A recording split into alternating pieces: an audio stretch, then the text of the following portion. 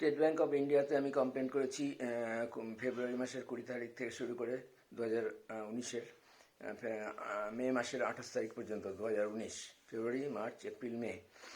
তারপরে আমি স্টেট ব্যাংককে জানিয়ে দিয়েছি যে আমাকে অন্য প্ল্যাটফর্মে চেষ্টা করতে হবে, কারণ আমাকে চেষ্টাটা করতেই হবে, এর বিচারটা আমাকে পেতেই হবে।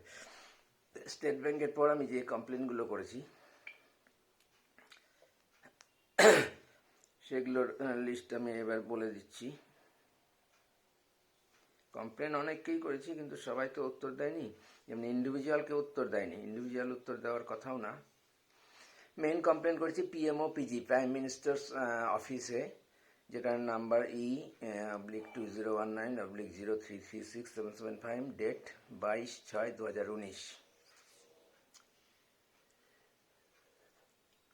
এটার যখন সঠিক মতো বিচার পেলাম না, ব্যাংক করলো না, এড়িয়ে গেল বা মিথ্যা রিপোর্টের মাধ্যমে ক্লোজ করে দিল, তারপরে আমি রিভিউয়ের আবেদন করলাম।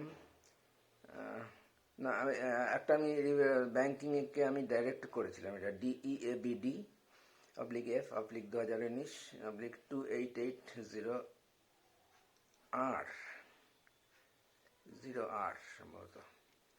এটা 18/8, 22/6-এর পর 18/8/2019। এরপরেরটা করেছি DPG, directorate of public grievance. না, তার আগে একটা করেছি, তার আগে আর একটা হবে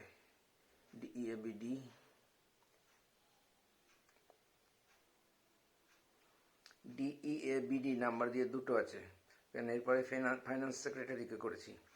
ডিইএবিডি,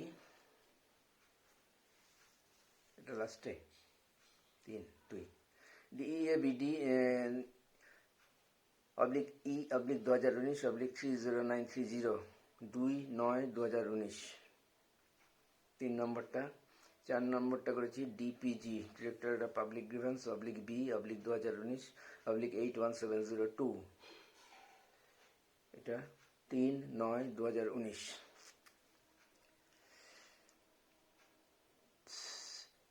এছাড়া আমি অনেকগুলো ইমেল পাঠিয়েছি বিভিন্ন পদাধিকারে, যেমন প্রধানমন্ত্রী নরেন্দ্র মোদীকে ইমেল পাঠিয়েছি। ইমেলে আমার ঘটনার কথা জানিয়ে বিচার প্রার্থনা করে, বিচার আবেদন করে। 14 অক্টোবর 2019 ডাইরেক্ট নাম দিয়ে কমপ্লেন করে। Email to secretary. আচ্ছা, এর মধ্যে human resource NHRC, national human rights কমিশনের নির্দেশের উত্তরে স্টেট ব্যাংক যে এড়িয়ে গিয়ে যে উত্তরটা দিয়েছিল, তার মধ্যে আমার মেইন জিনিস কিছুই ছিল না। চুরি, অত্যাচার এবং আমার অত্যাচারিত হয়ে চাকরি ছাড়া, এই কারণগুলো সম্পর্কে কিছু লেখা ছিল না, বা এড়িয়ে যাওয়া হয়েছিল বলে ওটাও কেস ক্লোজ হয়ে গেছে।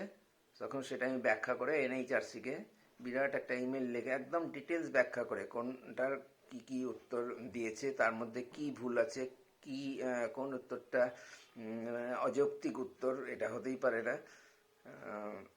এবং কি বাদ দিয়েছে সব লিখে মোটামুটি 13 পাতার আমি একটা ইমেল পাঠিয়েছিলাম। সেইটাতেই সমস্ত কিছু একদম ডিটেলস আছে, নাম টাম দিয়ে পর কেসগুলো। কারণ আমি তখনই ধরে রেখেছিলাম, অ্যাডভান্স আমি একটু ভেবে থাকি, যেমন এটা অ্যাডভান্স ভেবেছিলাম যে অনেক দিন সময় লাগবে, আমি হয়তো ঘটনাটা ঠিক মনে করতে পারবো না, কয়েক বছর পর তো সম্ভব না, এমন হচ্ছে। তাই পড়ে নিলে আবার সব মনে পড়ে যাচ্ছে।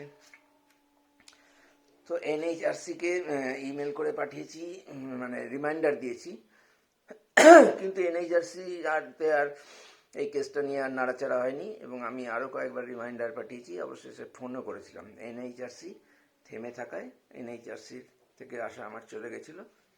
তারপরে আমি প্রাইম মিনিস্টার্স অফিসে গেছি।